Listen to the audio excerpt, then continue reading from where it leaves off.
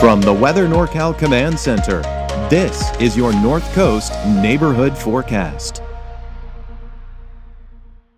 Everything Medical has been your complete source for medical supplies since 2007. Our 10,000 square foot showroom has the largest selection of home medical equipment in the North State. We have what you need. Everything Medical, Athens Avenue, Reading.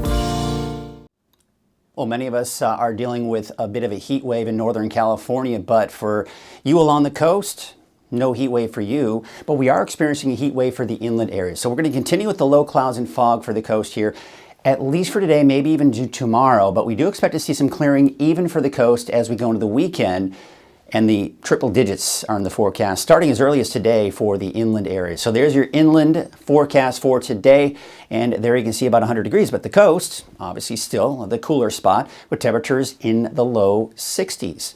So we still have this big ridge of high pressure in place, and that's of course responsible for the mainly sunny skies that we've seen over Northern California. But you can see here that we still are going to be looking at a little bit of that fog out along the coast. There's a look at Futurecast, and there's the fog this morning. Now, what we're going to see happen as we go through the afternoon, I think we may get to see a bit more clearing for Crescent City this afternoon, but still probably sticking around, especially as you go pretty much all central Humboldt County, the coast, but then south, maybe out towards Shelter Cove, you might get to see a little bit of clearing as well. Now we go into Saturday, and Saturday morning starting off the clouds, even for Eureka, but it looks like maybe a kind of a clear start to the day in Crescent City, and then there you can see Saturday afternoon, maybe some more clouds coming in Saturday night. But looking at Sunday, there's Sunday morning. You see things are fairly dry, but then as we go into Sunday afternoon, still looking at mainly sunny skies here again. So we do have a small craft advisory for the immediate coast, and it does include Eureka, but we do also have a gale warning for kind of as you start heading out to sea here. There's that expires at about noon on Sunday. Bottom line, those wave heights are going to be pretty high. Now we start off with the current temperatures along the coast. We're in the low 50s. Crescent City 51. There you can see near Shelter Cove about 53 degrees that is for that water temperature. Now there are the wave heights along the coast between 4 and 5, but again you can see you head out further and we're looking at those higher wave heights as typically to be expected, and there it is. That's the reason why I have the gale warning. We are seeing those wave heights between 8 and 10, and look at this as we go into Saturday, getting even higher between 11 and 14, and we're also seeing those wave heights get higher along the immediate coast. So if you're a boater, a fisherman, just be aware of that.